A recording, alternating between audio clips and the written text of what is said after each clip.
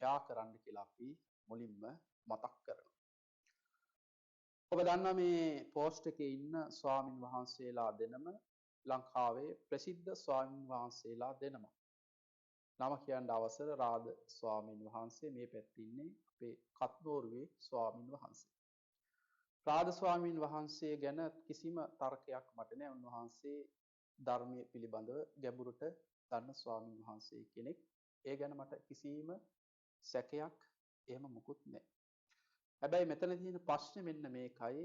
මේක දකින මිනිස්සු, දකින ස්වාමින් වහන්සේලා මේ වගේ දේවල් ගලපලා පොඩි අර ගැටීමක් වගේ දෙයක් ඇති වෙනවා සමාජයේ පුරාවට. අපේ දැනුමට අපි කතා කරාට සමාජයට ඉදිරිපත් කරාම ලොකු අරුබුදයක් ඇති වෙන්න පුළුවන්. අන්න ඒ නිසා තමයි මම මේ වීඩියෝ එක සිද්ධ කරන්නේ.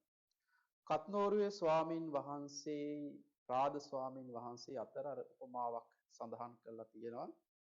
අජානීය අස්සයෝ අර මිදි උෂ බීලා සද්ද නොකර ඉන්නවා. රාජානීය අස්සයන්ගේ අර ගමන් යනකොට අරගෙන ගිය බඩු ආදී අර මහන්සියට තව බෝරුවන්ට ආදී පටවලා අරගෙන යන විට ඒගොල්ලන්ගේ මහන්සියට අර අජානීය අස්සයන්ට දෙන මිදි උෂ ඉතුරු වෙන වතුර ටික අර බීලා අර බැටළුවෝ ඒ වගේම බූරුවෝ මේ අර කෑ ගහනකොට ගෝසාව මොකද්ද කියලා ඇහුවාම අර අජානීය අස්සයන්ගේ බීපු මිදි උෂ අර ඉඳුල් ටික බීලා මේ කෑ ගහනවා. අන්න ඒ වගේ තමයි අද සමාජයේ බොහෝ දෙනා අර කත්නෝරුවේ හාමුදුරුවන්ව දකින්න උත්සාහවන්ත වෙලා සිටින්නේ අර නිකන් බූරුවෙක් කෑ ගහනවා වගේ දෙයක් තමයි එතනින් මේ සමාජයට පෙන්වන්න උත්සාහ කරන්නේ. එතකොට අපි මේ මතක් කරන්නේ ඇත්තට මේ ත්‍රිපිටකයේ අනුකූලවම විදර්ශනාවට අනුකූලව අභිධර්මයට අනුකූලව සෑම කෙනෙක්ටම මේක තේරෙන්නේ නැහැ. මේක සාමාන්‍යයෙන් බිම්මට්ටමේ ඉඳන් කියාගෙන යන්න නම් මේ අපි කතා කරන විවාහර භාෂාවෙන් මිනිස්සුන්ට කියන්න ඕන. මොකද අපි දන්නවා ධර්ම අවබෝධ කරන්න පුද්ගලයෝ ඉන්නවා කීප දෙනෙක්. උග්ගටි තඤ්ඤ, විපටි තඤ්ඤ, අර පද පරුම, ඤෙය්‍ය කියලා මේ ආදී. ඉතින් අර බිම්මට්ටමේ ඉන්න මිනිස්සුන්ට ත්‍රිපිටකය කිව්වට අභිධර්මයේ කිව්වට එකපාරට මේක තේරෙන්නේ නැහැ.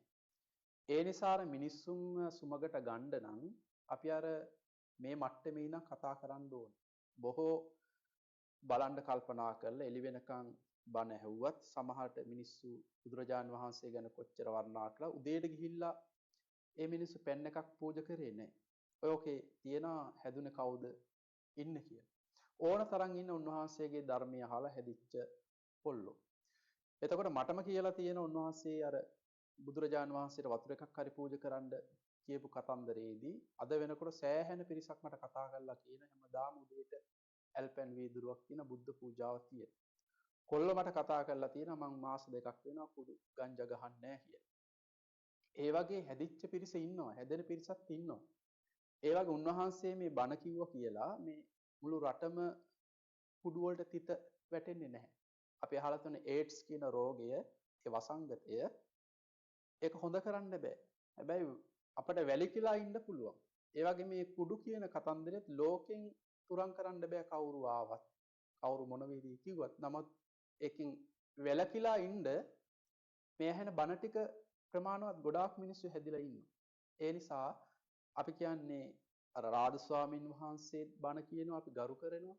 අපේ රටට සේවාවක් වෙනවා. ඒ වගේම අපේ කත්නෝරුවේ ස්වාමින් වහන්සේ මේ කරන කාලීන දේශනා ඒවා ප්‍රශ්නයක් නැහැ. අපට රටට ඒවා අත්‍යවශ්‍යයි. අද රටේ බොහෝ තැන්වල කාලීන ධර්ම දේශනා වෙන්නේ. මිනිස්සුන්ට ගැඹුරක් හොයාගෙන යනවා නම් ඇත්තට භාවනා වැඩසටහන් තියෙනවා, සාකච්ඡා තියෙනවා. ඒවට යන්න පුළුවන්. හැබැයි මේ බහුතරයක් කාර්යබහුල ජීවිතයේදී අර හිතට වදින කාරණාවක් කිව්වම මිනිස්සු හැදිලා ගැඹුරක් හොයාගෙන යන්න පුළුවන්. උතන ගොඩාක් තියෙන්නේ අපේ අර මිනිස්සු ගොඩක් එකතු වෙලා එහෙම වෙනකොට අපේ අර ජෙලස් එකක් වගේ ඊර්ෂියාවක් වගේ ඇති වෙන්නත් පුළුවන්.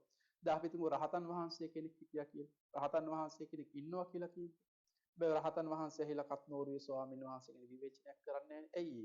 උන්වහන්සේලා අවබෝධ කරගෙන නිමිලා ලෝකේ හදන්න යන්නේ නැහැ.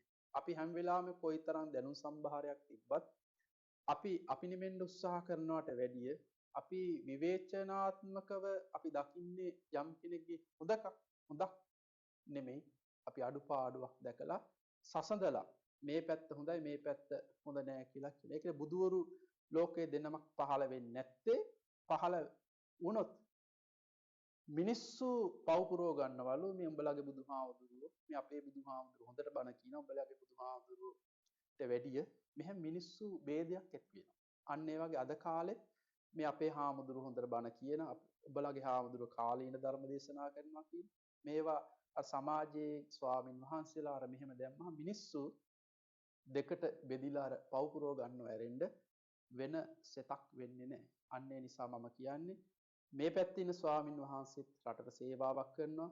ඒ වගේ අපේ කත්නෝරුවේ හාමුදුරු රටට සමාජයට සේවා කරනවා. ඒ හොඳ දැකලා අපි හැම කෙනෙක්ටම ආශිර්වාද කරන්න ඕනේ. වැඩි හරියක් අර උන්වහන්සේ ඉපදීම නෑ කියලා එකක් කිව්වා කියලා අනෙක් අචින්තිතම්පි භවති කියන කාරණාවනේ. ওই දෙක ඇතුළෙම උන්වහන්සේ උත්තර තියෙනවා. හැබැයි තව එකක් මතක් කරන්න ඕනේ. කවදාවත් උන්වහන්සේ ඊට පස්සේ කිසිම තැනක උපතක් නැහැ කියලා කියලත් නැහැ. ඔය අචින්තිතම්පි භවති ඒ ගාථාව ගල විස්තර කළා කියලත් නැහැ. බොහෝ ධර්ම දේශනාවල උන්වහන්සේ නැවත ඉපදීමක් තියෙන ඉපදීමට හොයන්න ඕන කාරණා ඒ ධර්ම දේශනාවලත් තේරෙන විදිහේ මිනිසුන්ට කියලා දෙනවා. අන්න ඒ නිසා මම මේ කියන්නේ වෙන කිසි දෙයක් නෙමෙයි. අපි මේ පෝස්ට් වලින් දාලා මෙහෙම කරනවට වැඩිය අපි මේ සෑම කෙනෙක්ම එකතු වෙලා සාමයෙන් සතුටෙන් මේ හැම හාමුදුරු කෙනෙක්ම එකතු වෙලා අඩුපාඩු හදාගෙන ඒ ශාසනීය මාවත රැක ගන්න අපි සියලු දෙනාට ශක්තිය ලැබේවා කියලා තමයි මම ප්‍රාර්ථනා කරන්නේ.